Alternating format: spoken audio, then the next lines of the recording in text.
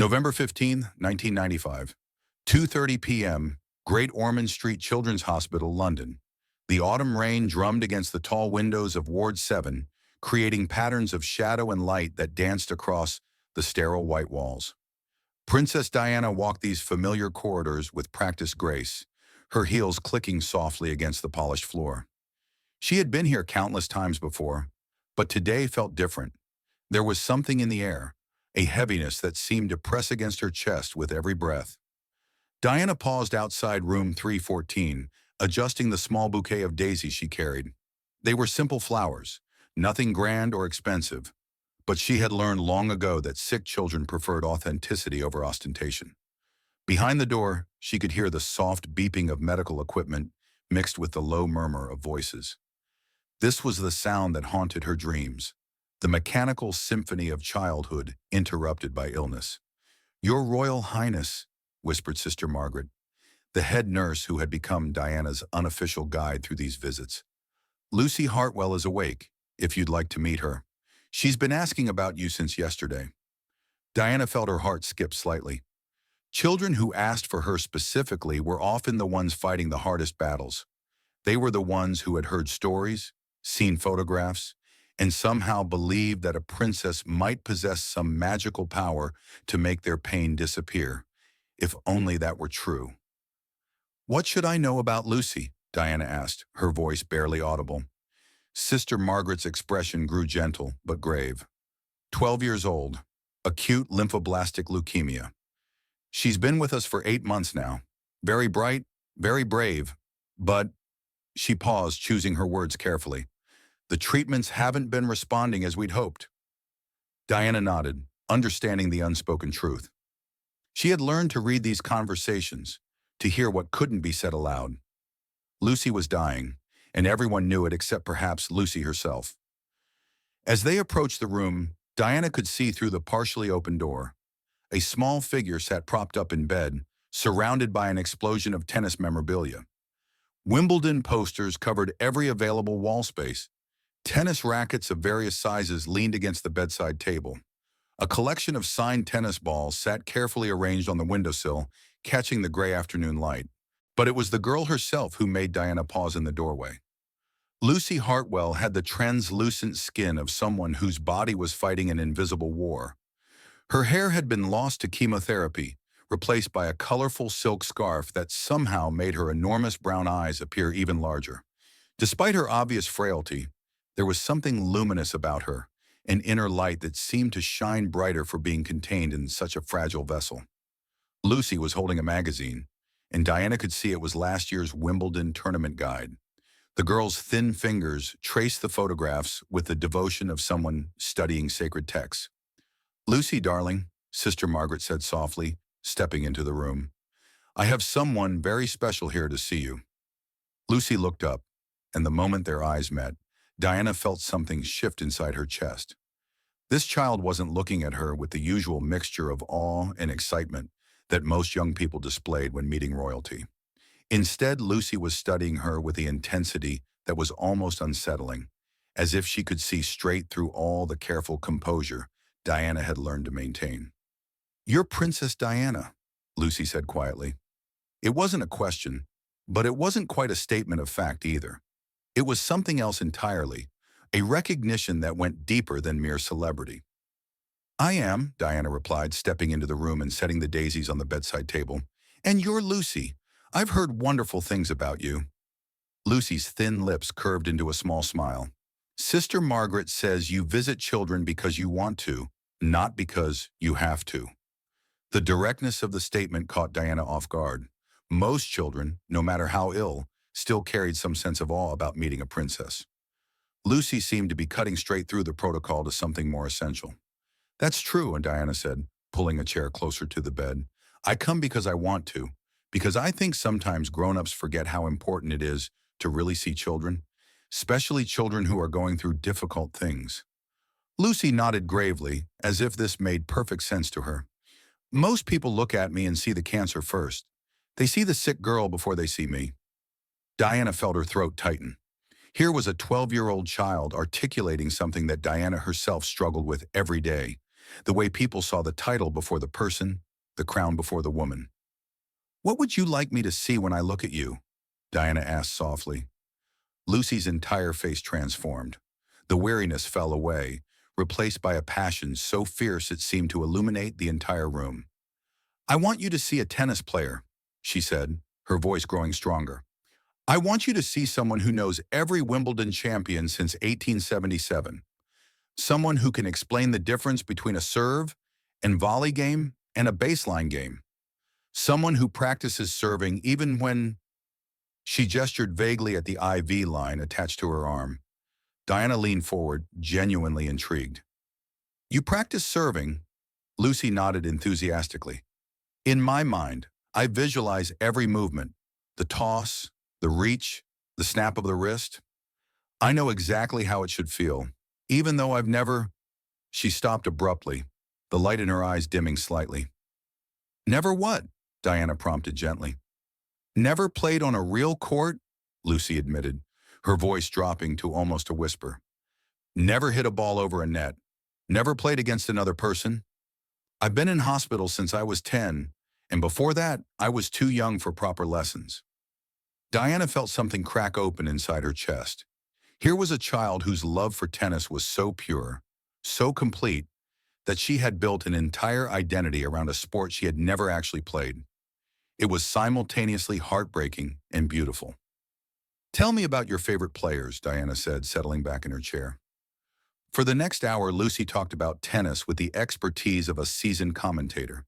She analyzed playing styles, discussed strategy, and shared statistics with the precision of someone who had memorized every detail. Diana found herself genuinely engaged, asking questions and learning things about the sport she had never known. But as Lucy talked, Diana began to notice other things. The way Lucy's breathing became labored when she got excited. The way she unconsciously rubbed her legs as if they ached constantly. The way she would pause mid-sentence sometimes, as if fighting waves of nausea. "Lucy," Diana said during one of these pauses, "what would you do if you could have one wish? Anything at all?" Lucy didn't hesitate. "I'd play tennis at Wimbledon. Not in the tournament," she added quickly, as if Diana might think her delusional. "I know that's impossible, but I'd just like to hit one ball over the net on center court. Just once. I want to know what it feels like to serve a tennis ball and see it land exactly where I aimed it." The simple honesty of the wish nearly undid Diana completely. Lucy wasn't asking for a miracle cure or impossible dreams. She was asking for the chance to experience one perfect moment of the thing she loved most in the world. "That sounds like a beautiful wish," Diana managed to say, her voice thick with emotion. Lucy studied Diana's face for a long moment. "You're sad," she observed quietly. "Not just about me, but about something else. Something that was already making you sad before you came here." Diana felt exposed, seen in a way that was both uncomfortable and strangely comforting. "Sometimes being a grown-up is very complicated," she said carefully.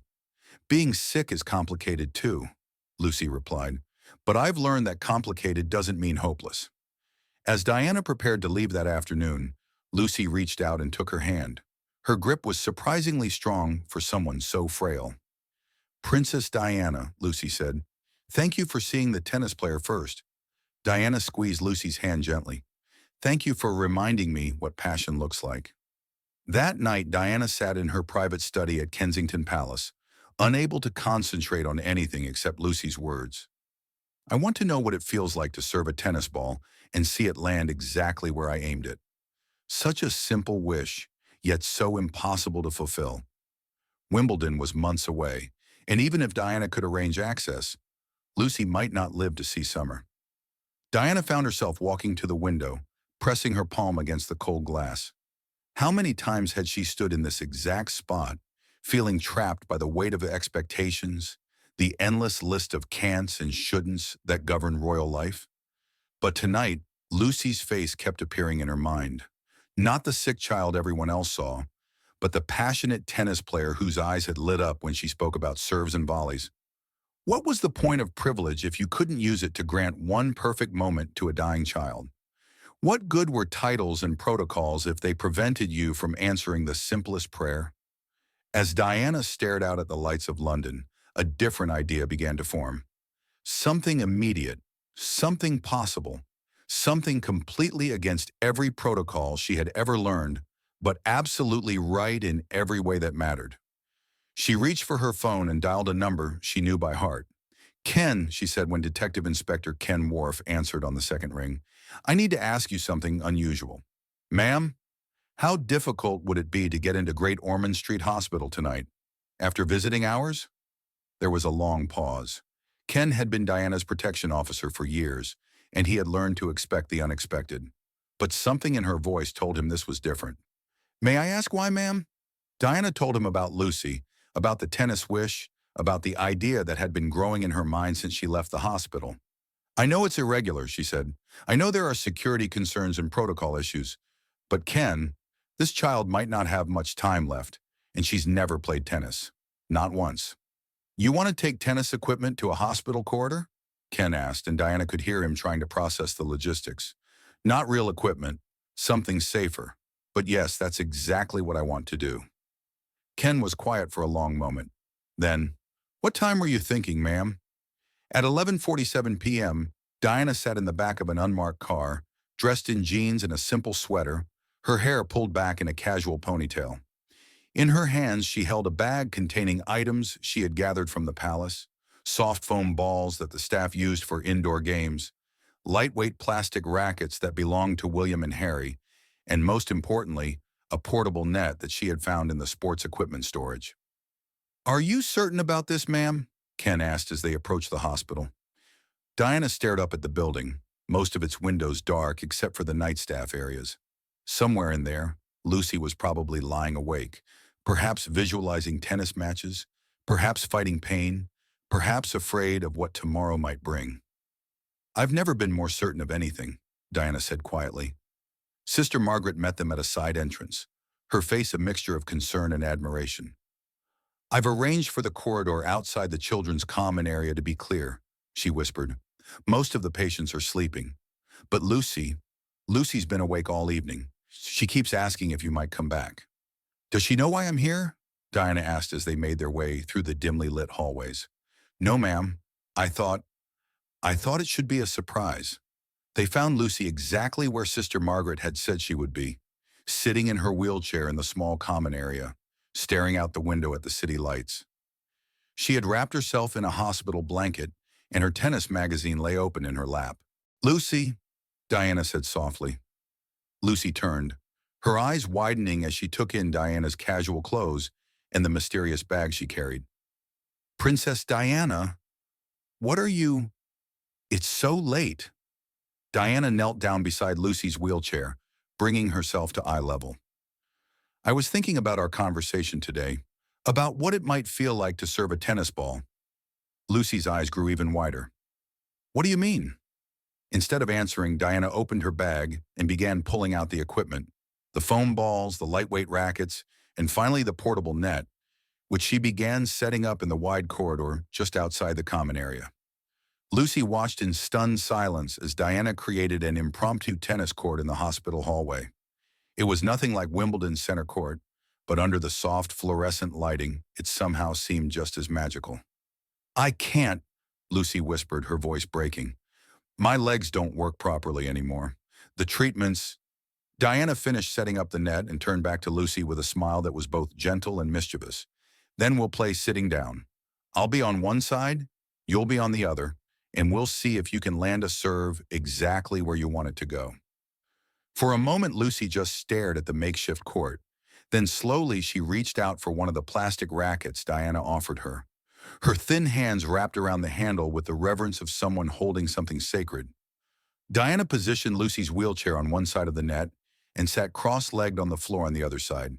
She bounced one of the foam balls gently and tossed it to Lucy. "Show me that serve you've been practicing," she said. Lucy's first attempt was clumsy. Her coordination was affected by months of medication, and the ball barely made it over the net. But Diana cheered as if it had been a perfect ace. "Brilliant! Right in the service box!" Lucy giggled, a sound that seemed to surprise her as much as it delighted Diana. "That was terrible." "That was your first actual serve," Diana corrected. And it was perfect. For the next 20 minutes, they played the gentlest, slowest, most unconventional game of tennis ever played. Lucy gradually found her rhythm, her natural love for the sport overcoming the limitations of her weakened body. Diana realized she had never seen anything more beautiful than the concentration on Lucy's face as she lined up each shot. "Your backhand form is actually quite good," Diana said, genuinely impressed as Lucy managed to return a serve. "Where did you learn that technique?" Lucy beamed with pride. "I studied Steffi Graf's movements for hours. I know every angle, every wrist position. I used to practice the motion in my bed when I couldn't sleep." She demonstrated the stroke in slow motion, her thin arm moving with surprising precision. "Graf would be honored to know she had such a dedicated student," Diana said, setting up for another gentle serve. Between rallies, Lucy would share technical insights with the expertise of a seasoned coach. "You're telegraphing your serves," she observed with a small smile. "Your shoulder drops slightly before you hit to the left side." Diana laughed, delighted by the girl's analytical mind. "You'd make an excellent tennis commentator, you know." "That's what I want to be when I grow up," Lucy said quietly, then caught herself. The unspoken reality hung between them for a moment before Diana gently tossed another ball. "Wait," Lucy said suddenly, pausing mid-serve. "I need to ask you something." "Anything," Diana said. Lucy's voice dropped to barely above a whisper. "Are you really here? Are you real? Or am I dreaming this? Because sometimes when the pain gets really bad, I have very vivid dreams, and I would understand if this was one of them." Diana felt her heart break completely. She set down her racket and moved closer to Lucy's wheelchair, taking both of the girl's thin hands in her own. "I'm real," she said firmly. "This is real. You are really, truly playing tennis right now." Lucy's eyes filled with tears.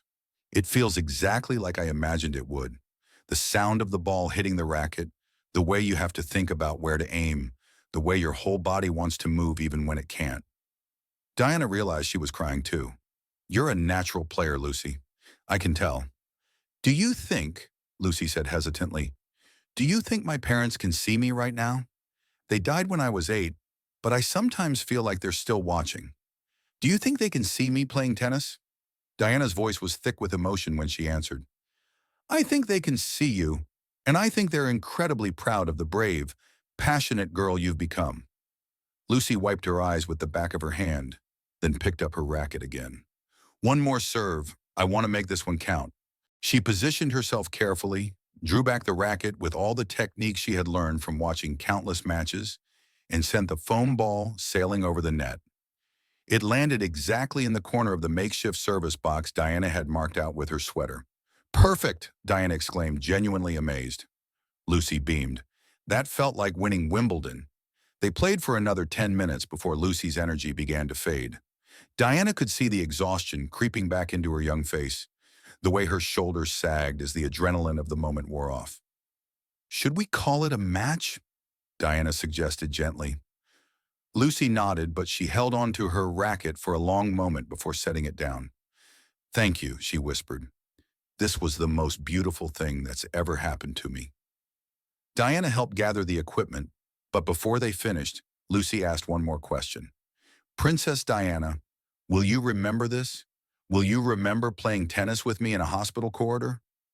"Lucy," Diana said, kneeling beside the wheelchair one last time, "I will remember this for the rest of my life. You gave me something tonight, too." "What's that?" "You reminded me that the most important things in life aren't about following rules or doing what's expected. They're about doing what's right for the people we care about." 2 weeks later, Diana received a call from Sister Margaret. Lucy had passed away peacefully in her sleep, surrounded by her foster parents and her beloved tennis memorabilia. But she had spent her final days talking about the night she played tennis with a princess, describing it to anyone who would listen as the most perfect game ever played. Diana attended Lucy's memorial service at a small church in North London.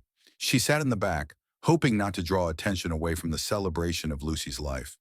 But as people shared memories of the remarkable girl who had faced death with such grace and courage, Diana found herself thinking about their conversation in the hospital corridor.